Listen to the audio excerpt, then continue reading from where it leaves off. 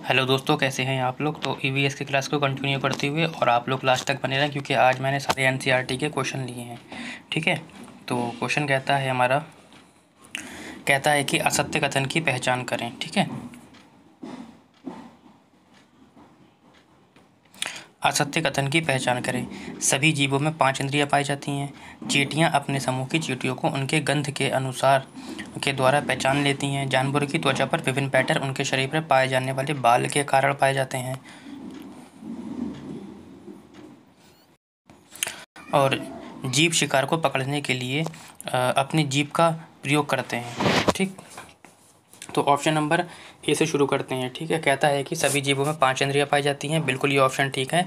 क्या क्या होता है, आँख, कान हो गया, नाक हो गया, है ना, त्वचा हो गया। ठीक, ये सब 5 हो गई। ठीक है, उसके बाद कहता है चींटियां अपने समूह की चींटियों को उनके गंध द्वारा पहचान लेती हैं। बिल्कुल ये ऑप्शन ठीक है। ऐसा होता है कि यानी कि कुछ चींटियाँ इस तरीके से चलती हैं और उसके पीछे कुछ छोड़ती चली जाती हैं, तो पीछे वाली जो चींटियाँ होती हैं उसी के ऊपर वैसे ऐसे करके आती रहती हैं। ठीक है, अब इसमें कुछ क्वेश्चन बनते हैं एनसीईआरटी के। क्या बनते हैं ये समझ लो आप। रानी चींटी क्या देती है? रानी चींटी आपके अंडे देती है। ठीक है, लिख नहीं रहा हूँ, टाइम हो जाएगा ज़्यादा।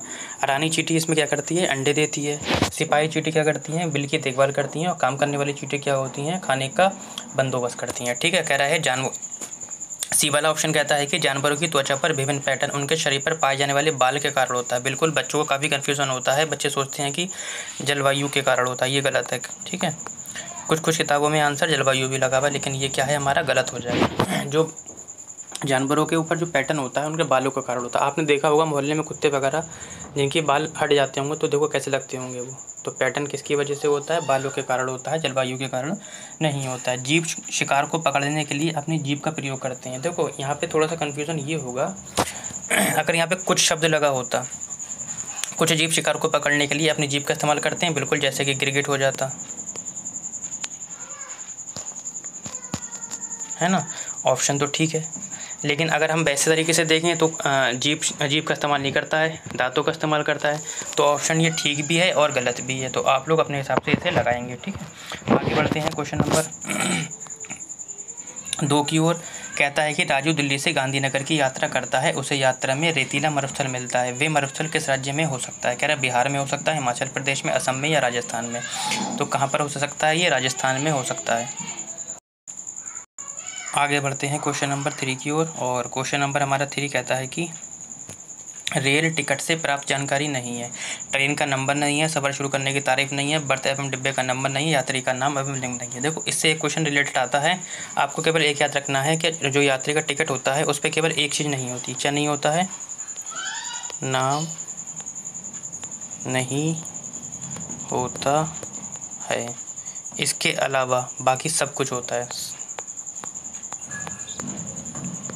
ठीक है, सब कुछ होता है। ट्रेन का नंबर भी होता है, सफ़र शुरू करने की तारीख और ख़त्म करने की तारीख, बर्थ का डिब्बा भी होता है, बर्थ का डिब्बा का नंबर भी होता है, लिंक भी होता है। लेकिन क्या नहीं होता है? यात्री का नाम नहीं होता है, बाकी सब कुछ होता है। आपको एक ट्रिक याद रखना है टिकट वाले क्वेश्चन में कि किसका यात्री का नाम नहीं होता है, बाकी सब कुछ होता है। यानी कि ऑप्शन नंबर क्या हो जाएगा आपका? डी हो जाएगा। ठीक है, आगे बढ़ते हैं क्वेश्चन नंबर 4 की ओर। और ये क्वेश्चन कर्लम मल्लेश्वरी के संदर्भ में है। और क्वेश्चन कहता है कि कर्लम मल्लेश्वरी के संदर्भ में असत्य कथन की पहचान करें। कहते हैं कि ये एक वेट लिफ्टर हैं। ये 12 साल से वेट उठाने का कार्य कर रही हैं। वर्तमान में ये 130 किलोग्राम वज़न उठाती हैं। इन्होंने भारत के बाहर 50 से अधिक मेडल जीते। तो क्वेश्चन नंबर 4 का ऑप्शन नंबर ए से शुरू करते हैं। ये एक वेट लिफ्टर हैं, बिल्कुल ये एक वेट लिफ्टर हैं। ये 12 साल से भारोत्तोलन उठाने का काम कर रही हैं, बिल्कुल कर रही हैं। वर्तमान में ये 130 किलो वज़न उठाती हैं, ये भी बिल्कुल ठीक है। इन्होंने भारत के बाहर 50 नहीं 29 मेडल जीते हैं। ठीक है, तो यानी कि ऑप्शन नंबर क्या हो जाएगा हमारा? डी गलत हो जाएगा। ठीक है, आगे बढ़ते हैं क्वेश्चन नंबर हम 5 की ओर। और क्वेश्चन नंबर हमारा 5 कहता है कि निम्नलिखित में से कौन सा ऊर्जा के गैर पारंपरिक स्रोत का उदाहरण नहीं है? कह रहे सौर ऊर्जा नहीं है, ज्वारीय ऊर्जा नहीं है, नाभिकीय ऊर्जा नहीं है, पवन ऊर्जा नहीं है। ये कौन सा नहीं है? देखो गैर पारंपरिक ऊर्जा होती कौन सी है जिसे दोबारा क्या किया जा सकता है? यूज़ किया जा सकता है एक बार इस्तेमाल करने के बाद। लेकिन पारंपरिक ऊर्जा वो होती है जो जिसका एक बार इस्तेमाल कर लिया उसके बाद दोबारा नहीं किया जा सकता। देखो सौर ऊर्जा को दोबारा इस्तेमाल किया जा सकता है, ज्वारीय ऊर्जा को भी किया जा सकता है, पवन ऊर्जा को भी किया जा सकता है, लेकिन नाभिकीय ऊर्जा को प्राप्त एक बार इसका इस्तेमाल कर दिया गया तो नाभिकीय ऊर्जा दोबारा प्राप्त नहीं होगी। ठीक है, यानी कि ऑप्शन नंबर सी हो जाएगा। आगे बढ़ते हैं क्वेश्चन नंबर 6 की ओर, जो हमारा क्वेश्चन मधुबनी के संदर्भ में है और कहता है कि मधुबनी के संदर्भ में असत्य कथन पर विचार करना है। ठीक है, मैंने असत्य वाले इसलिए दिए हैं क्योंकि आपको एनसीईआरटी का डेटा सारा का सारा मिल जाए, और जिन्होंने पुरानी वीडियो नहीं देखी उसकी मैंने प्लेलिस्ट तैयार कर दी है, उसमें भी एनसीईआरटी का काफ़ी मटेरियल दिया गया है और पेडागोजी भी दी गई है। कहता है कि मधुबनी के संदर्भ में असत्य कथन की पहचान करिए। कह रहा है बिहार में मधुबनी नामक एक जिला है, इसमें घर की दीवारों पर आंगन में चित्र बनाए जाते हैं, पिसे हुए चावल के घोल रंग में मिलाकर बनाए जाते हैं, इसका रंग मशीनों द्वारा तैयार किया जाता है। ऑप्शन नंबर ए से शुरू करते हैं। कहता है कि बिहार में मधुबनी नामक एक जिला है, बिल्कुल ऑप्शन करेक्ट है। इसमें घर की दीवारों पर आंगन में चित्र बनाए जाते हैं, बिल्कुल ऑप्शन करेक्ट है। पिसे हुए चावल के घोल में रंग मिलाकर बनाए जाते हैं, बिल्कुल ऑप्शन ठीक है। ठीक है, और इसका रंग मशीनों द्वारा तैयार किया जाता है, बस यही ऑप्शन गलत है आपका। मशीनों द्वारा नहीं किया जाता है, प्राकृतिक रूप से किया जाता है। किसके रूप से किया जाता है? प्राकृतिक रूप से, प्राकृतिक रूप से किया जाता है। पिसे हुए चावल हो गया है ना, हल्दी हो गई, नील हो गया, इसके द्वारा क्या किया जाता है?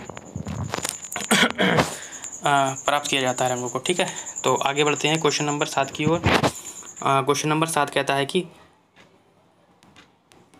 दादी माँ के नक्शे नहीं होगा बेटा, यहाँ पे नुक्से होगा। ठीक है, दादी माँ के नुक्से किस प्रकार का भाग है? नानी के घर तक, कान कान में, फुलवारी, या इनमें से कोई नहीं। तो बिना देरी से बताता हूँ, इसका ऑप्शन होगा फुलवारी, सी। ठीक है, दादी माँ के नुक्से प्रकार किसका भाग है? फुलवारी का है। अब 8वां क्वेश्चन कहता है कि घरों में उचित वायु संचार और प्रकाश होना चाहिए क्योंकि अच्छी स्वच्छता और स्वस्थ स्थिति बनाए रखने में मदद करता है, घर को आकर्षक रखने में मदद करता है, घर को गंदा रखने में मदद करता है, ये सभी। ठीक है, तो उचित वायु संचार और प्रकाश का होना आवश्यक है, ये तो ठीक है। कह रहा है घर को गंदा करता है, जब ये कटा तो ये भी कट गया। ठीक है, अभी कह रहा है घर को आकर्षक बनाता है, आकर्षक रोशनी नहीं बनाती है, प्रकाश या वायु नहीं बनाती है ना। ऑप्शन हो जाएगा हमारा ए, यानी कि अच्छी स्वच्छता और स्वस्थ स्थिति बनाए रखने में मदद करता है, यानी कि ऑप्शन नंबर ए हो जाएगा। ठीक है, आगे बढ़ते हैं क्वेश्चन नंबर 9 की ओर, जो आज के सेशन का सेकंड लास्ट क्वेश्चन है और कूट वाला क्वेश्चन है जी। कहता है कि ग्रामीण क्षेत्रों में घरों की संरचना उन जलवायु परिस्थितियों से जुड़ी होती है जिनमें वे बने होते हैं। एक गांव है जहां घरों में निम्नलिखित विशेषताएं हैं। कह रहा है मजबूत बांस के खंभों पर मकान बनते हैं। दूसरा कहता है घरों के अंदर भी लकड़ी का बना होता है, बांस के ऊपर मकान ज़मीन से लगभग 3 मीटर से 3.5 मीटर या फुट की बात करें तो 10 से 12 फुट ऊपर बनाए जाते हैं। छतें ढलान के साथ बनाई जाती हैं। ठीक, अगर इस गांव में भारी बारिश होती है तो गांव का हिस्सा बताना है। उत्तर प्रदेश, राजस्थान, गुजरात और असम। तो कहाँ पर आता है जी? असम में। ठीक है, क्योंकि यहाँ पर क्या होता है, मजबूत बांस के खंभे बने होते हैं, उसके ऊपर मकान बने होते हैं। अगर मीटर में पूछेगा तो 3 से 3.5 मीटर और फुट में पूछेगा तो 10 से 12 फुट होते हैं। ठीक है, और छतें कैसी होती हैं? ढलान होती हैं, क्योंकि बारिश का पानी गिरते ही नीचे चला जाएगा। ठीक है, यानी कि ऑप्शन नंबर क्या हो जाएगा? 4 असम हो जाएगा। आज के सेशन का लास्ट क्वेश्चन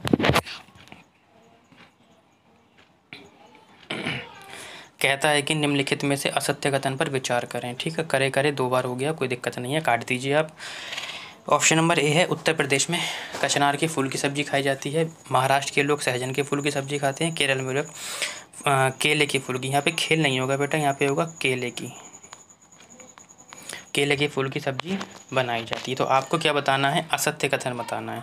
तो उत्तर प्रदेश में कचनार के फूल की सब्जी बनती है, ये ऑप्शन बिल्कुल करेक्ट है। महाराष्ट्र के लोग सहजन के फूल की सब्जी खाते हैं, ऑप्शन बिल्कुल करेक्ट है। केरल में केले के फूल की सब्जी बनाई जाती है, ऑप्शन बिल्कुल करेक्ट है, यानी कि इनमें से कोई नहीं आ जाएगा। ठीक है, मैं PDF डाउनलोड जब अपलोड करूँगा तो यहाँ पर मैं ठीक कर दूँगा, आप लोग परेशान मत होइए। और जिसने भी मेरी पुरानी वीडियो नहीं देखी हैं उसमें भी एनसीईआरटी का काफ़ी मटेरियल दिया गया है, तो आप लोग प्लेलिस्ट में से जाकर सारी क्लासेस देख सकते हैं।